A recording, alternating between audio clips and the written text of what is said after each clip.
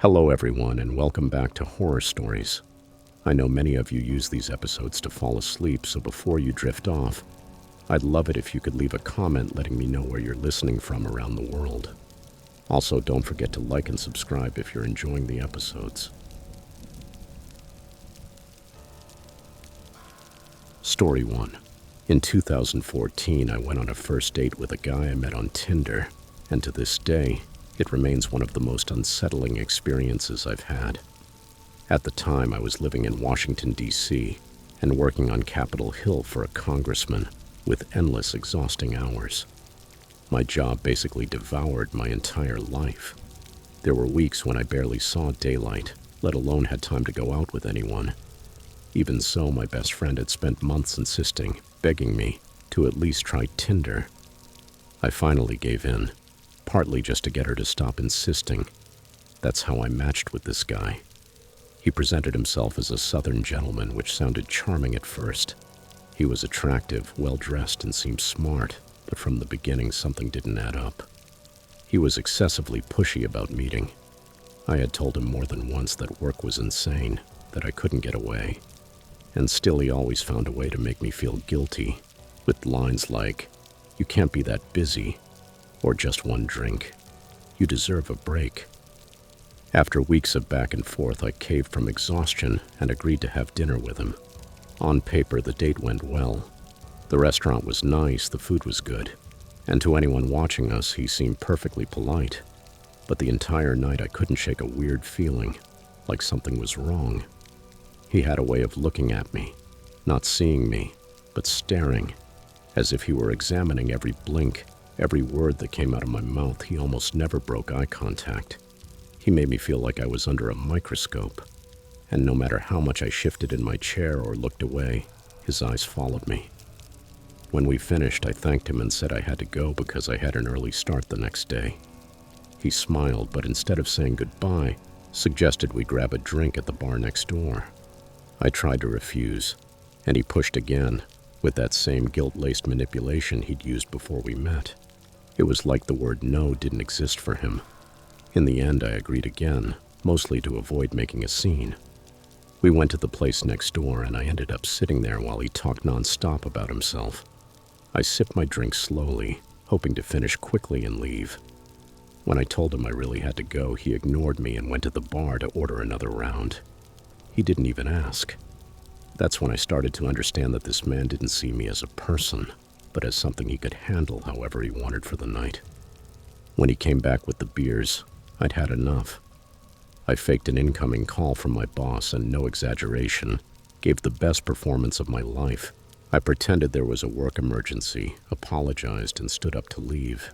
It finally seemed to work.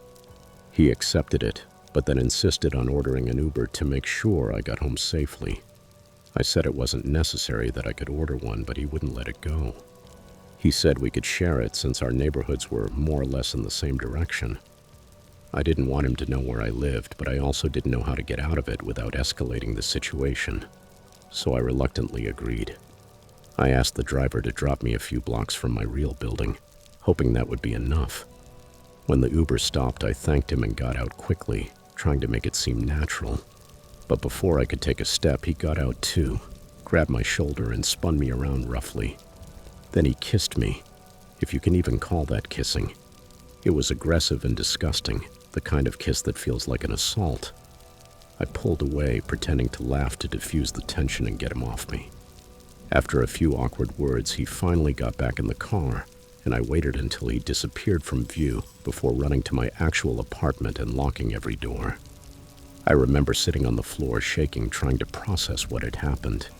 It felt like I had spent the entire night trying to politely escape a trap. Later, I told my roommates, joking that at least I'd survived my first and last date with that guy. But beneath the sarcasm, I was genuinely scared. I thought that would be the end of it. However, a few hours later, my phone started lighting up with messages. He sent paragraph after paragraph about how amazing the night had been, about the chemistry he'd felt, about how he couldn't stop thinking about me. Then the FaceTime requests came, several of them, all within an hour. I ignored everything and lied that I'd gone to bed early. The next day he wrote again. and the day after that. I started replying with short, polite lines just to avoid conflict, but it didn't help. Then something happened that made everything worse. A few days later, while I was at the office, I got a call from the Capitol Package Screening Center. They told me they had a delivery for me that had cleared security and would arrive later that week. I wasn't expecting anything, but it wasn't unusual for assistants to receive mail, so I didn't think much of it. That Friday, the receptionist walked up to my desk with a huge bouquet of red roses. My stomach knotted before I even looked at the card. I didn't need to open it to know who it was from, but I did anyway. The note was as bad as I imagined, long, rambling, and sinister. It said I was the best kisser he'd ever met, that he wanted me to meet his family, that we were meant for each other. What terrified me most wasn't the words themselves, but how he had found me. I never told him my last name, never mentioned where I worked. I didn't even tell him which congressman I worked for. My social media was locked down, my profiles were private, and there were literally thousands of assistants on the Hill. There was no reason he should have been able to figure all that out, and yet somehow he did. After that, I blocked his number, deleted every message, and informed my office's security team about what had happened. That weekend, I barely slept. For weeks, I found myself looking over my shoulder every time I left the building. Over time, he stopped trying to contact me, but that experience stuck with me. It changed the way I deal with people like him. I stopped feeling guilty about being direct. I stopped pretending to be nice when someone crossed a line. If someone made me uncomfortable, I cut it off without explanations. Because now I know what can happen when you ignore your instincts just to avoid hurting someone else's feelings. Story 2. I've been a nudist for almost all of my adult life. It's not something I usually bring up in casual conversation, but it's an important part of who I am. For those unfamiliar, most nudists frequent private resorts or campgrounds where nudity is allowed, since being naked in public isn't exactly legal or socially accepted in most places. These sites are usually tucked away in rural areas, surrounded by woods or farmland, far from prying eyes. The one I went to last summer was one of those. A small campground spread over a few acres, bordering miles of forest and rolling hills. I planned to stay for 3 nights, Monday through Wednesday. Those are usually the quietest days, and I liked that. Fewer people, less noise. After checking in, I dropped my bag in the cabin and went straight to the pool for a swim. It was a perfect July day. Blue sky, warm sun, and the hum of cicadas in the trees. I remember floating on my back, watching the clouds, when I noticed something strange. At the top of the hill behind the campground, just beyond the tree line, there was a man. He was completely still, looking directly at me. That wouldn't have been so odd if not for the fact that he was fully clothed. Unlike many clothing-optional nudist spots, this campground required nudity. That meant everyone, except staff doing maintenance, had to be naked. The rules were strict, so seeing a dressed man there, just standing, put me on alert immediately. He wore jeans and a black hoodie with the hood up on an 85-degree day. He didn't move. He just stood there with his hands in his pockets watching. At first I told myself he was probably some worker taking a break, but there was something about his posture so rigid, as if he were studying me, that turned my stomach. I grabbed my towel, got dressed, and went straight to the office. 2 older women who knew me from previous visits worked there, so when I told them what I'd seen, they took me seriously. They walked back to the pool with me. Of course, when we arrived, the man was gone. I'd been away maybe 2 minutes. He must have seen me leave and slipped into the woods. We climbed the hill to look for him, but we didn't find anything. I figured maybe he was a neighbor who had wandered too far down the public trails. Unsettling, yes, but harmless. By the time evening fell, I'd almost forgotten about it. My cabin was near the path, a bit set apart from the rest. It was small but cozy, with just enough space for a bed, a little table, and a bathroom. The walls, however, were thin. I could hear every cricket and every gust of wind outside. The closest person to me was a guy named Sam, a kind middle-aged man who lived there permanently in his RV with his 2 daughters. His place was about 150 feet away. That night around 10, I was lying in bed reading when I heard it. A soft crunch in the grass. At first I thought it might be Sam stepping out for a smoke, but the footsteps were slow, deliberate, almost careful. I froze. It was too quiet outside for it to be someone just passing by. I went to the window and lifted the blinds just enough to peek. At first I didn't see anything. Then right at the edge of the darkness, I made out a silhouette moving. My heart pounded. It was a man walking towards Sam's RV. His skin wasn't pale like Sam's, and he definitely wasn't naked like everyone else in the campground. I could barely see him, but the dark hoodie and jeans told me everything I needed to know. It was the same guy from the hill. And then it hit me. Sam's 2 daughters were in that RV. They were maybe 8 and 10. This man wasn't a curious hiker. He had been watching, waiting, maybe for them. I grabbed my phone and called Sam. Nothing. I called again and again. Each extended ring made me more anxious. I peeked through the blinds just in time to see the man climbing onto a box next to the RV and peering through one of the windows. I knew I had to act. I didn't even bother putting on clothes. I pulled on my hiking boots and shot out the door. But before I could shout, I heard it. A sharp, terrified scream coming from the RV. Then the lights flicked on. The man was climbing out the window, and before I could process it, he bolted toward the woods. I ran after him. I heard Sam yell something behind me, and moments later his footsteps joined mine. In the trees, the intruder's jeans flashed at intervals, but he was fast, much faster than either of us. We chased him down the trail into the woods until he vanished completely. Gasping, I stopped and looked at Sam. His face was ashen, his hands shaking. We ran back to his RV where his daughters were crying, trying to explain what had happened. A few more campers had come out of their cabins with flashlights. I called the police while Sam tried to comfort the girls. They took nearly half an hour to arrive. They headed into the woods with flashlights and dogs, but they found nothing. The man had disappeared. No one ever found out who he was or how long he had been watching that campground. Sam sold his RV a few weeks later and left with his daughters. Since then, the campground has put up a tall fence around the property and recruited volunteers to patrol at night. But I haven't gone back. Even now, when I think of that man standing on the hill, staring in silence, I wonder how many times he had been there before any of us noticed. Story 3. Before I explain what happened, it's helpful to describe our house. It belonged to 2 different families, which means both the ground floor and the first floor have their own kitchens and bathrooms. There's also a basement that connects directly to the garage. For a long time, my wife and I barely used the kitchen or bathroom on the first floor until 2018, when our son was born. From then on, sprinting downstairs in the middle of the night became exhausting, so we started using the upstairs space more often. That's when the odd things began. At first, they were small things. We'd wake up and notice the downstairs office door standing wide open, or we'd find a chair out of place, a glass in the bathroom, or dishes in the living room. It was strange, but we let it go. We were exhausted, sleeping very little, and the house was chaotic with a newborn. We had both had sleepwalking episodes before, so it was easy to blame that. And with 3 cats darting around everywhere, there was always a convenient alibi. Then came the noises. My wife mentioned several times that she woke up in the middle of the night and heard sounds downstairs. Soft thumps, creaks, things moving. I heard them a few times too, but again we had cats. It was always easier to look for an innocent explanation than to face the idea that something serious might be happening.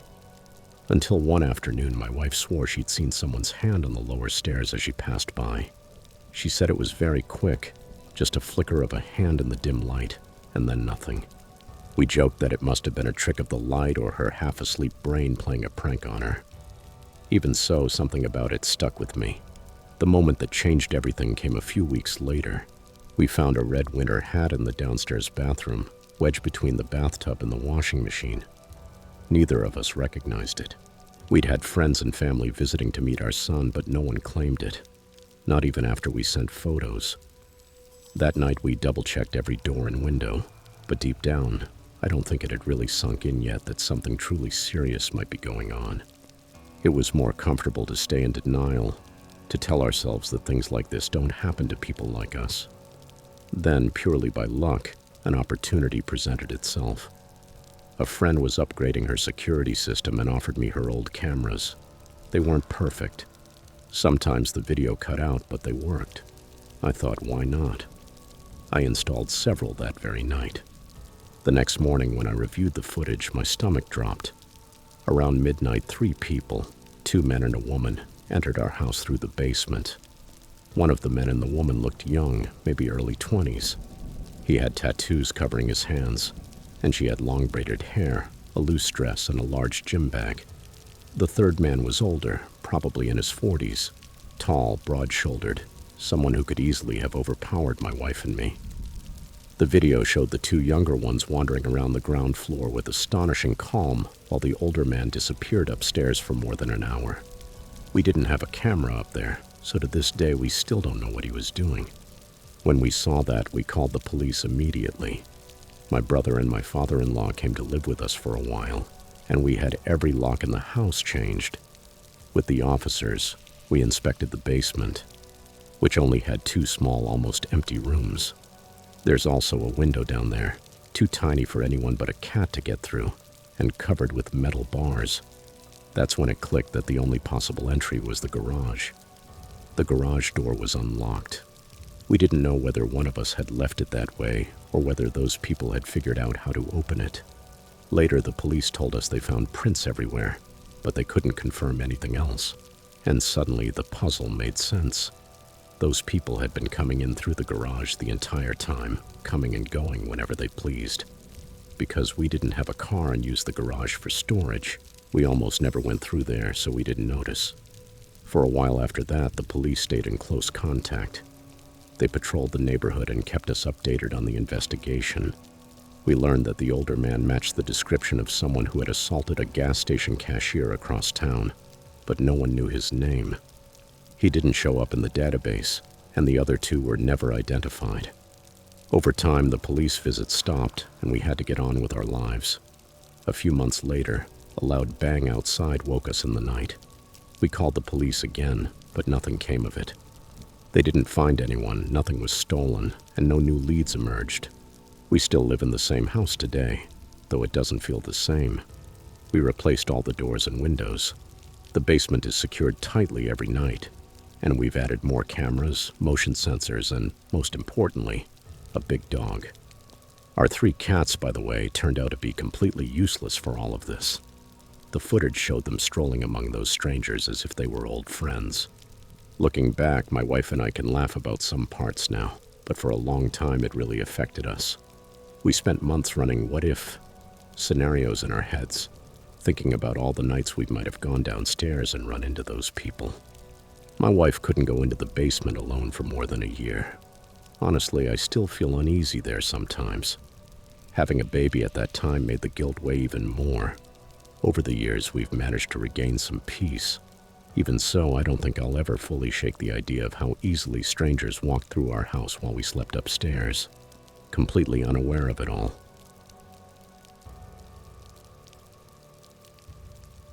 Story 4. About 8 months ago, I found out something I haven't been able to get out of my head since. It's one of those things that doesn't add up no matter how much you turn it over. To start, I need to tell you something about me. As a kid, I had a pretty serious speech delay. I didn't say a single word until right before starting kindergarten. And even after that, I was left with a speech impediment that you can still notice a little today, though less so. Luckily, or ironically, the sounds I struggle with line up with certain accents, so people usually think I'm British or Australian, depending on who you ask. Honestly, I've gone along with it over the years. It's easier to play into that idea than to explain the speech stuff and deal with uncomfortable questions or pitying looks. The only people who know the truth are my close friends and family. Anyway, when this happened, I was dating a girl, let's call her Mia, and we were both 18. We're not together now, but not for any bad reason. One night we went to a social gathering, and there we ran into a friend of hers, someone I technically already knew from high school. We weren't close.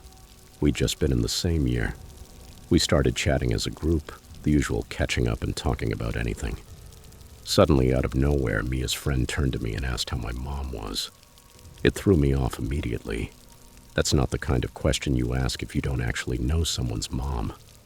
I laughed, half uncomfortable, and said something like, and how do you know her? The girl nodded and said my mom had been her educational aide in elementary and middle school and had helped her with behavioral issues when she was younger. None of that made sense to me.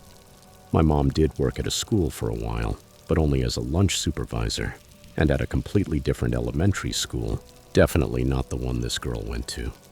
I told her that, but she smiled and insisted she was sure it was my mom because she talked about you all the time. Then she added that when she was deciding which high school to attend, my mom had suggested mine because her daughter studied there. That's when I started to think there might be a mix-up. My name isn't exactly rare. It's as common as it gets. I figured maybe this girl's aide had a daughter with the same name as mine. But then she said something that chilled me. No, it was definitely you.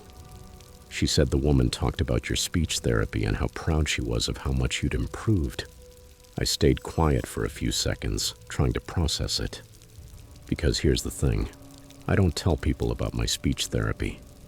I've mentioned sometimes that I have a strange accent or a diction quirk, but never that I went to therapy. It's not a story I share, not even with people I'm very close to. So the fact that she knew it meant that whoever was pretending to be my mother knew intimate details of my childhood. Things that were never public, never online, nothing. To make sure I wasn't losing it, I asked her what my mother looked like. She said she was short, with curly brown hair. I was stunned. My real mom is tall and blonde. That description, however, matched my first speech therapist perfectly. The one I had in kindergarten and first grade. Suddenly, everything fit together in the most unsettling way possible. My first speech therapist apparently was telling people she was my mother. And based on what the girl said, she had kept talking about me years after she stopped treating me. Enough to know which high school I went to, which implies that at some point, she looked me up or kept tabs on me somehow. The revelation scared me more than I wanted to admit. I hadn't seen that woman since I was a kid. Why would she go around saying she was my mother? And how much did she actually know about my life today? As I turned it over that same night, another memory came to mind. Something that didn't seem strange at the time, but now feels different. When I was little, shortly after I switched therapists, I was in a store with my mom. There was a bright blue guitar and I was obsessed with it. My mom said no, of course. It was expensive and I'd never shown any real interest in playing. But out of nowhere, my former speech therapist appeared in the same store and bought it for me. My mom told her it wasn't necessary, but she insisted. At the time, it seemed like an incredibly kind gesture. Now, with what I know, it doesn't add up at all. To this day, I don't know what to think. I don't even remember her full name, so there isn't much I can do about it. Story 5. I live in the city now, but as a kid, I spent countless hours at my grandmother's house with my dad. My cousins were almost always around too, so that house was like our headquarters. We played outside, ran around the neighborhood, and basically looked for mischief whenever we could. There was a nearby park where we spent most afternoons, but just past the park there was an abandoned club that always caught my attention. In its heyday, it had been very popular. By the time I was a kid, it was in ruins, broken windows, the front door smashed in, graffiti everywhere, and a heavy, strange silence wrapped around it. Even during the day, it had a weird air, like something there wasn't right. It was tucked in among trees, so shadows covered it all the time and made it even more unsettling. I always wanted to go inside, but I never had the nerve. And to be honest, I didn't want to be that kid who gets into trouble, or into something worse. When I was around 13 or 14, a friend from school who had moved abroad came back for the summer. Whenever he visited, we tried to get into some big nonsense just to kill time. That year, we got bored and started talking about the abandoned club. He was braver than me. He always had been, and said, "We should go tonight and take a look. I'll go in first. There's no way you're going to be the one to lead." I laughed and tried to wriggle out of it, but he was serious. I didn't have a better plan, and against my better judgment, I agreed. It was around 10 o'clock when we rode our bikes over. The night was pitch black, with only a couple of streetlights spaced far apart. The path leading to the club felt like it swallowed us in shadows. When we got to the entrance, I froze for a moment, staring at the shattered glass and dark windows. There was silence, too much silence, and the air felt dense, like the building was watching us. We finally climbed through the splintered doorframe and slipped inside using our phone flashlights. The place was an absolute mess. Trash and old bags on the floor, furniture overturned, and even needles scattered along the walls. The interior felt huge but chaotic, with strange hallways and corridors that, for no reason, seemed to loop in circles. Any sound echoed, so we went quiet immediately, sneaking forward as if we could wake something sleeping in there. We were checking out the bar when I realized my friend was no longer behind me. My stomach dropped. 1 second he was with me, the next he had vanished.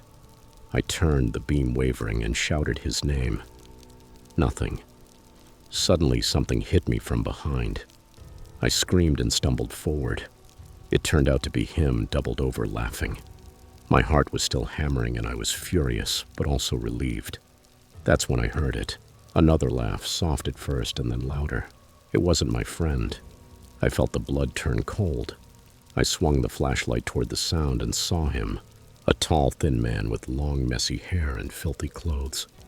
I couldn't make out his face clearly, but I could see the silhouette of a smile in the light. A second earlier, he hadn't been there. I didn't hesitate. I yelled again and bolted for the door, my friend right behind me. We jumped on our bikes and pedaled as hard as we could, hearts about to burst, until we reached my grandmother's house. Once inside, we finally stopped to catch our breath. Later, we tried to piece together what had happened. How had he gotten so close without making a sound? Every step we took in there seemed loud enough to echo through the whole building. And yet he was right behind us. And the way he laughed with us, as if he were part of some twisted joke, made us think he had been watching us the whole time.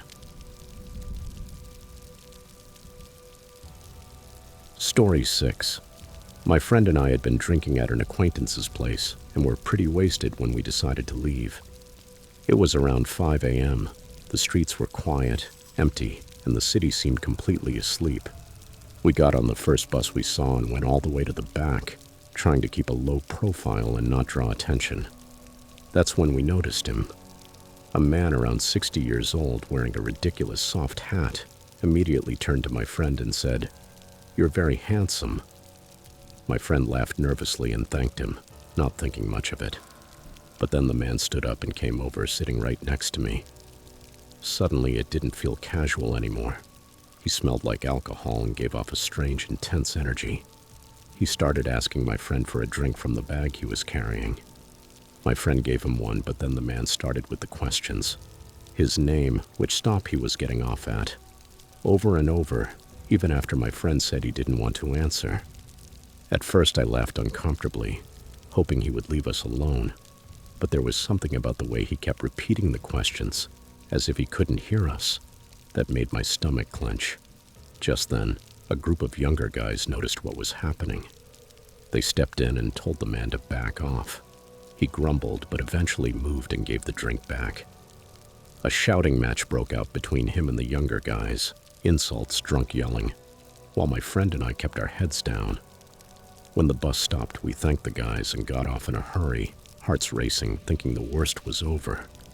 We walked to the tram stop, trying to calm down and laughing nervously at how absurd the night had become. But then I saw him, the man from the bus, heading straight for the tram doors. My heart sank. He had followed us. There was no way he was there by chance. When he got on, he walked directly toward us. His fists were clenched and there was a wild, furious look on his face. I thought he was going to hit me. I raised my arm instinctively to protect myself, but instead he sat very close, leaning toward us and muttering about the guys from the bus. He said he would kill them and that he knew where they lived. My friend and I looked at each other, pale, and decided to get off at the next stop. Actually, one stop earlier than planned, to make sure we could shake him. As soon as the doors opened, we bolted. We ran down a dim corridor, hiding behind trees and bushes from where we could still see the tram in the distance. We stayed silent, waiting until we were convinced he hadn't followed us. Finally, we slipped onto a forest path that led to my friend's house. Every crunch of leaves made my heart jump. Every shadow looked like him coming closer. When we finally got inside, we slid the bolt and collapsed on the couch, a wave of relief hitting us like a punch. We were alive, safe, but absolutely shaken. That night showed us how quickly something seemingly harmless can turn into a real danger.